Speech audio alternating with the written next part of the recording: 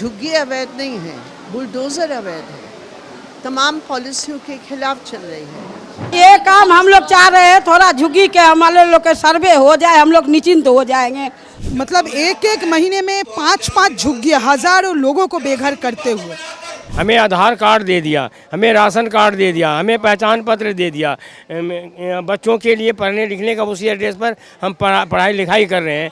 तो फिर जब सारे चीज़ हमको दे रखे हो, अधिकार दे रखे हो, तो मौलिक अधिकार क्यों नहीं देते हो, हमारा अधिकार क्यों नहीं देते हो। जो बस्तियां हैं, जो लोग रह रहे हैं, अगर वो सरकारी ज़मीन पे भी रह रहे हैं तो उनको इल्लीगल एनक्रोचर्स ना बोला जाए।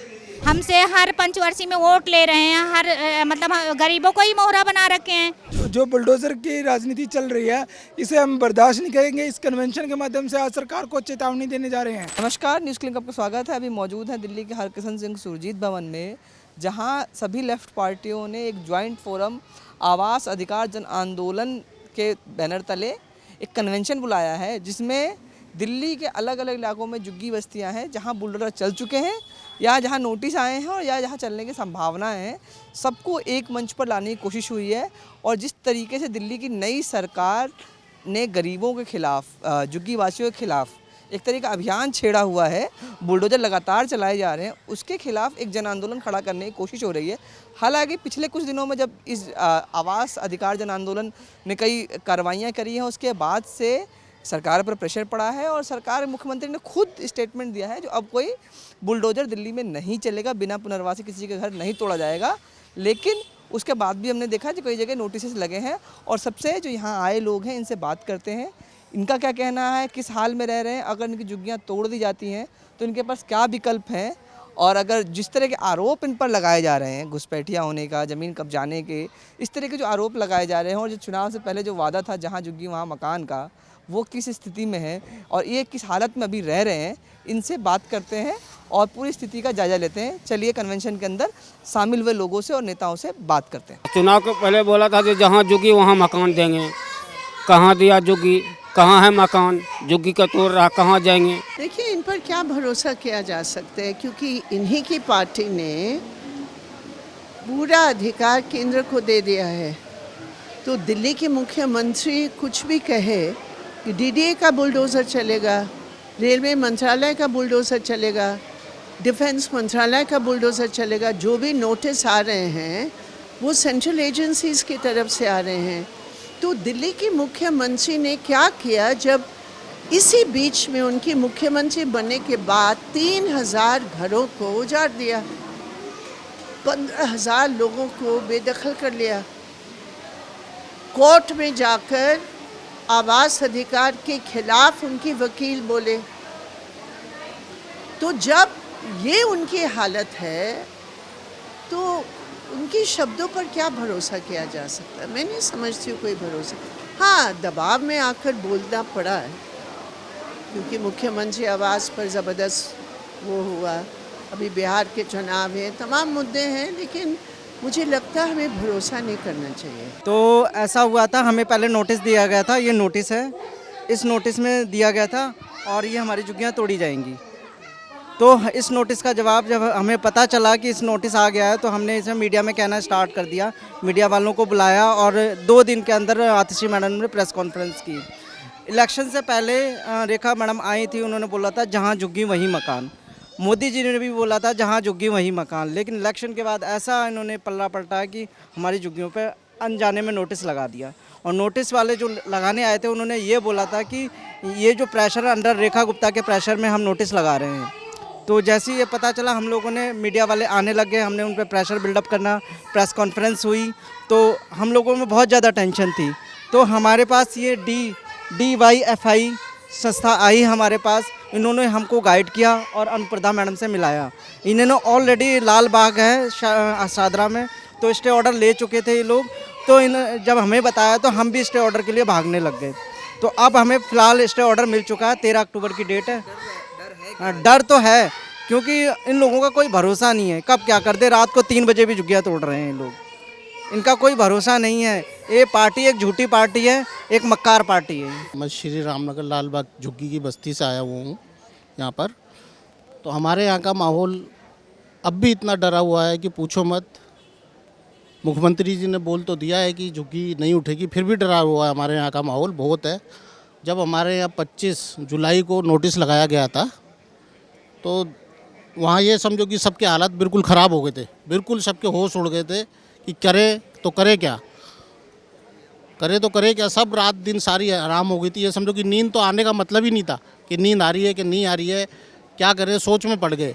हमें पता है कि पिछले 4 महीने से लगातार सरकार बयान देती है लेकिन करती कुछ है। लेकिन हमारे आंदोलन के दबाव में सरकार ने अभी कहा है कि पुनर्वास की एक पॉलिसी लेके आएंगे और हम क्या कह रहे हैं कि पुनर्वास की जो पॉलिसी है वो लागू करे सरकार। जो 2015 किया उसमें भी कुछ कमियां हैं, उसको भी दूर किए जाए। बहुत सारे लोग 2006 के बाद आए हैं और ये जो बुलडोज़र की राजनीति चल रही है इसे हम बर्दाश्त नहीं करेंगे। इस कन्वेंशन के माध्यम से आज सरकार को चेतावनी देने जा रहे हैं कि तमाम वामपंथी पार्टियों के और तमाम एनजीओ और तमाम झुग्गीवासियों की यूनियन बनाकर सरकार का घेराव भी करने के लिए हम तैयारी कर रहे हैं।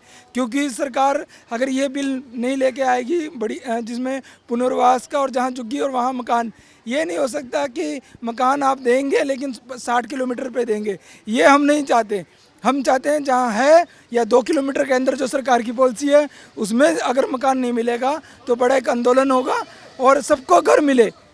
दिल्ली के मजदूरों को बाहर नहीं जाने देंगे और दिल्ली का मजदूर एकजुट होकर आने वाले दिनों में इस कन्वेंशन से हम प्रस्ताव भी पारित करेंगे कि अगर सरकार ये नीति नहीं लेके आएगी तो आने वाले दिनों में सरकार की घेराव भी करेंगे और आने वाले दिनों में एमसीडी चुनाव में इसका जवाब भी देगी देश की जनता और दिल्ली की जनता। ये काम हम लोग चाह रहे हैं, थोड़ा झुग्गी के हमारे लोग के सर्वे हो जाए, हम लोग निश्चिंत हो जाएंगे।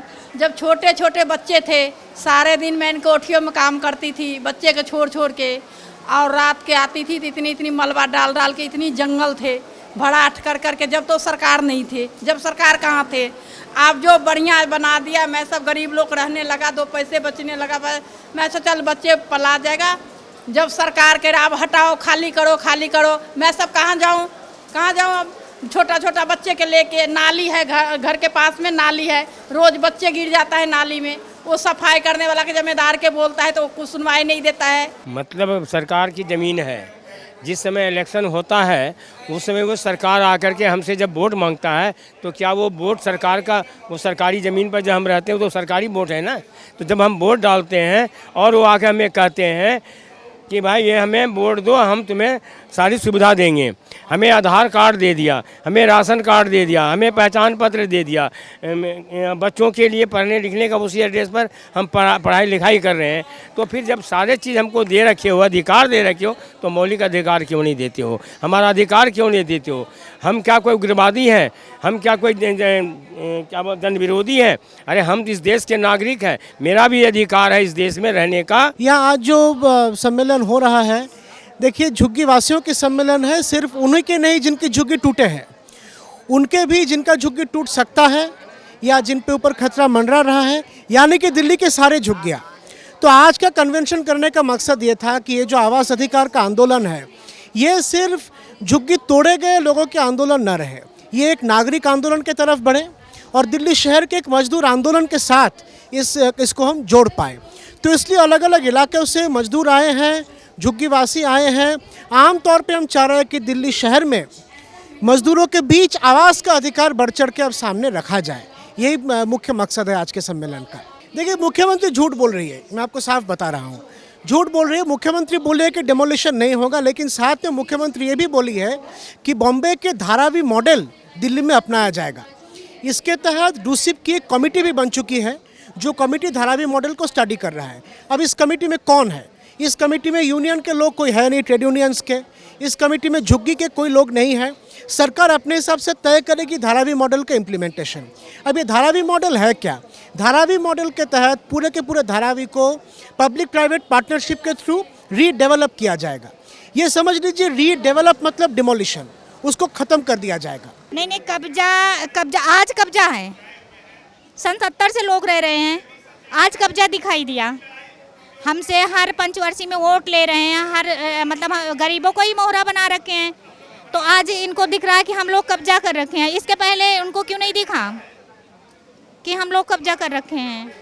उनको देखना चाहिए ना कि हम कब्जा कर रखे हैं उनका, लेकिन कब्जा में कुछ नहीं, क्योंकि हमारे पास जो रेलवे की ज़मीन जो उधर फ्लाईओवर बना था तो वो उतनी झुग्गियां हटा के कुछ को मिला है, और हम लोगों की तरफ कुछ नहीं है इधर, अभी हम लोगों को कुछ नहीं मिला है, और उधर दीवार लगा दी गई। ठीक है, तो हम लोग को बहुत सारी जो है हमारे बच्चे यहीं पढ़ रहे हैं। अब बताइए कि हमारे बच्चे यहाँ पास में स्कूल है, यहाँ पे लोग काम कर रहे हैं, 5,000, 6,000, 7,000, 8,000, 10,000 करके कमरा इतना महंगा है, 10,000, 15,000। तो जो 10-12 हज़ार कमा रहा है वो कहाँ से 12,000, 15,000 किराया देगा, क्योंकि हमारे पास इतनी इनकम ही नहीं है। तो उसमें हम 12,000 कमरा दें, खाएंगे क्या?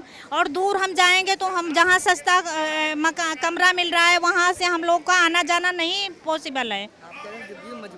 मजबूरी में नहीं, मजबूरी तो है ही है, मजबूरी तो है, क्योंकि वहाँ हर चीज़ के अभी तो हमारे यहाँ पानी की भी थोड़ी प्रॉब्लम है, शौचालय की भी प्रॉब्लम है, मजबूरी ही है, गुजारा कर रहे हैं, क्योंकि हमारे पास इतनी इनकम नहीं है, तो गुजारा तो कर ही रहे हैं। लेकिन जो गुजारा तो कर रहे हैं, लेकिन इसको भी हटा देंगे तो हम कहाँ जाएंगे, क्योंकि हम बेघर हो जाएंगे, हमारे पास इतनी इनकम नहीं है, तो हम कहाँ रहेंगे।